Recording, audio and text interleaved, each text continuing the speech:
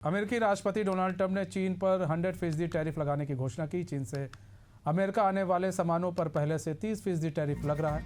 ऐसे में चीन पर कुल 130% टैरिफ लगेगा। ट्रंप ने बताया कि नया टैरिफ 1 नवंबर से लागू होगा। साथ ही 1 नवंबर से सभी अहम सॉफ्टवेयर के निर्यात पर भी कंट्रोल करने की बात कही। चीन ने 9 अक्टूबर को रेयर अर्थ मटेरियल पर निर्यात को और कड़ा कर दिया था, जिसके जवाब में ट्रंप ने नए टैरिफ लगाए। इन नियमों के तहत चीनी खनिजों या तकनीक का इस्तेमाल करने वाली विदेशी कंपनियों को लाइसेंस लेना होगा।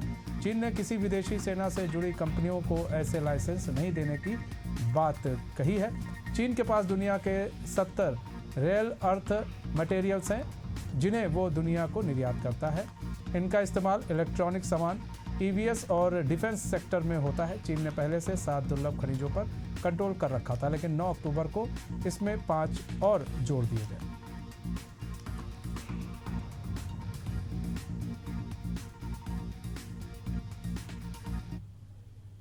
रक्षा मंत्री राजनाथ सिंह का ऑस्ट्रेलिया के सिडनी में BAPS श्री स्वामी नारायण मंदिर में बच्चों ने प्रार्थना के साथ भव्य स्वागत किया। मंदिर में पहुंचते ही बच्चों ने मंत्रों और प्रार्थनाओं के साथ उनका स्वागत किया। राजनाथ सिंह ने मंदिर में पूजा अर्चना की और देवस्थान की शांति का अनुभव किया। उन्होंने मंदिर परिसर का अवलोकन किया और वहां मौजूद भक्तों से मिलकर आशीर्वाद लिया।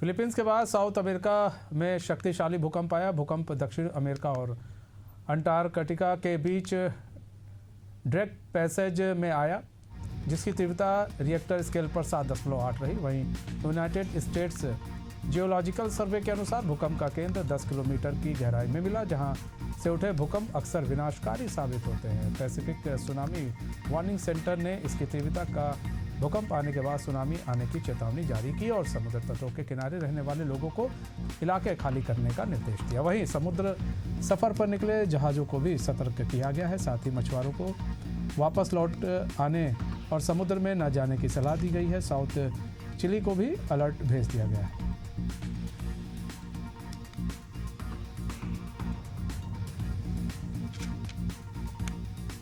भोजपुरी सुपरस्टार पवन सिंह और उनकी पत्नी ज्योति सिंह का विवाद बिहार विधानसभा चुनाव 2025 के मद्देनजर काफ़ी सुर्खियों में है। दोनों के बीच चल रहा पारिवारिक विवाद अब राजनीतिक रंग ले चुका है। पवन सिंह की पत्नी ज्योति सिंह शुक्रवार को जन सुराज पार्टी के नेता प्रशांत किशोर से मिली और चर्चा है कि वे जन सुराज के टिकट पर चुनाव लड़ सकती हैं। ज्योति सिंह ने जन सुराज पार्टी के नेता प्रशांत किशोर से मिलकर कहा कि मेरे साथ अन्याय हुआ है और अब आप ही मुझे इंसाफ दिलाइए। वहीं पवन सिंह ने सोशल मीडिया एक्स पर पोस्ट में लिखा कि उन्होंने बिहार विधानसभा चुनाव लड़ने के लिए पार्टी ज्वाइन नहीं की थी और ना ही उन्हें विधानसभा चुनाव लड़ना है। पवन सिंह ने लिखा कि मैं पार्टी का सच्चा सिपाही हूं और रहूंगा।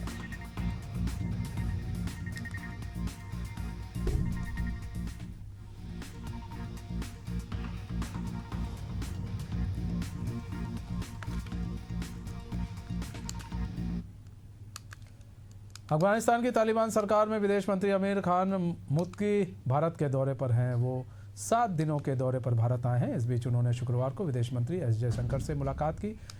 जयशंकर के साथ मीटिंग में मुत्की ने द्विपक्षीय व्यापार, मानवीय सहायता और सुरक्षा सहयोग पर चर्चा की। अफगानी विदेश मंत्री ने कहा कि अफगान की ज़मीन का इस्तेमाल किसी भी सूरत में किसी भी मुल्क के खिलाफ नहीं किया जाएगा। वहीं भारत ने अफगानिस्तान की राजधानी काबुल में दूतावास शुरू करने का आधिकारिक ऐलान कर दिया। जयशंकर ने इस दौरान अफगानिस्तान के संप्रभुता का समर्थन भी किया। 2021 के बाद यह पहली बार है जब भारत ने अफगानिस्तान के संप्रभुता का पूर्ण समर्थन दिया है।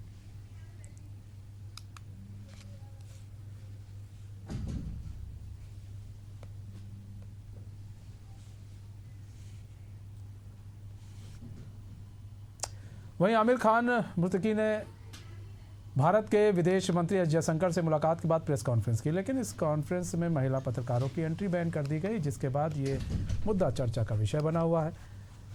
घटना के बाद पत्रकारों ने सोशल मीडिया पर अपना गुस्सा जाहिर किया। दरअसल अफगानिस्तान के विदेश मंत्री आमिर खान मुत्तकी ने तालिबान सरकार के हिस्सा में है और ये समूह महिलाओं पर प्रतिबंध लगाने के लिए जाना जाता है।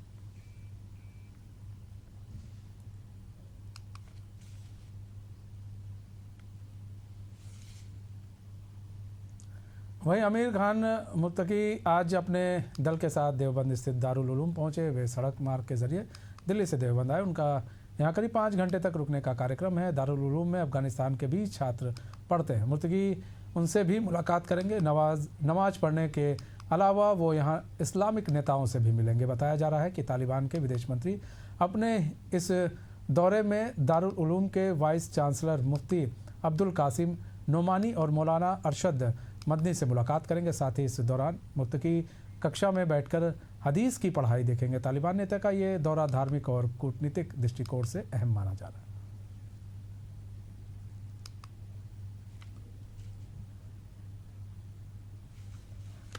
आपका दिवाली से कुछ दिन पहले सुप्रीम कोर्ट ने शुक्रवार को दिल्ली एनसीआर में पटाखों पर बैन हटाने की याचिका पर सुनवाई की।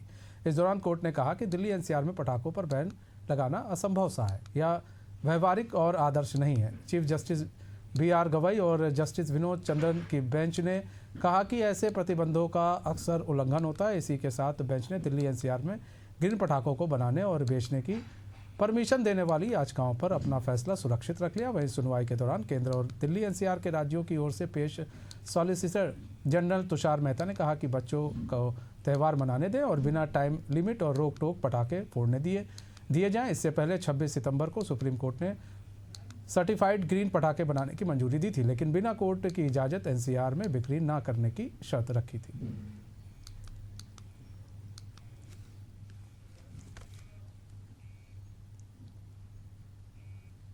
पाकिस्तान के खैबर पख्तूनख्वा प्रांत के डेरा इस्माइल खान में आतंकियों ने एक पुलिस ट्रेनिंग स्कूल पर आत्मघाती हमला करने की कोशिश की, लेकिन सुरक्षा बलों ने इसे नाकाम कर दिया। इस मुठभेड़ में 6 आतंकी मारे गए, जबकि 3 पुलिसकर्मियों की भी मौत हो गई। पुलिस के मुताबिक हमला प्रतिबंधित संगठन तहरीक-ए-तालिबान पाकिस्तान TTP के आतंकियों की तरफ से किया गया था। आतंकियों का मकसद स्कूल में घुसकर बड़ा हमला करने का था, लेकिन पुलिस ने जवाबी कार्रवाई करते हुए उन्हें ढेर कर दिया। वहीं दूसरी तरफ अफगान तालिबान के साथ संबंधों में खटास भी पाकिस्तान के लिए मुश्किल का सबब बनती जा रही है।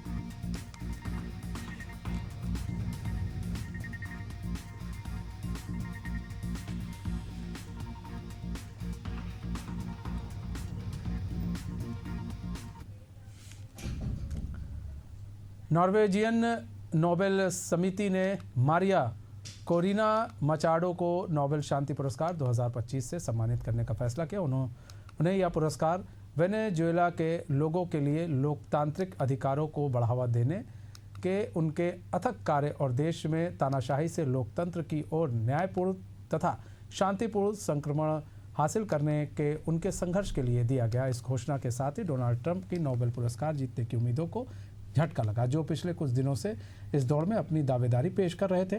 नोबेल शांति पुरस्कार कमेटी ने कहा कि मारिया के जीवन को गंभीर खतरा होने के बावजूद वो देश में बनी रही।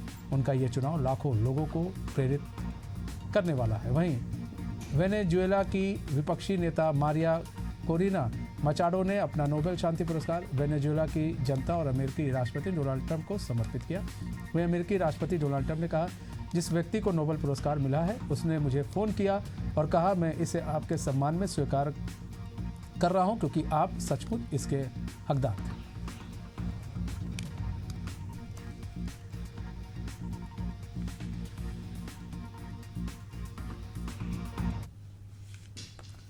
महानायक अमिताभ बच्चन का 83वां जन्मदिन है। अमिताभ बच्चन की फैन फॉलोइंग का कोई जवाब नहीं। जन्मदिन के मौके पर देश के हर कोने से फैंस मुंबई में उनके घर जलसा को देखने पहुंचते हैं। इस बार भी फैंस भारी संख्या में उन्हें मुबारकबाद देने पहुंचे हैं। रात 2 बजे से ही अमिताभ के फैन केक काट रहे हैं, मिठाइयां बांट रहे हैं। फैंस का जत्था उनके मशहूर किरदारों के गेटअप में डांस कर भी जश्न मना रहे हैं। तो जलसा के बाहर फैंस का जमावड़ा देखने को मिल रहा है। डांस कर जश्न मनाया जा रहा है अमिताभ बच्चन के जन्मदिन पर। रील के महानायक, विनम्रता की मिसाल,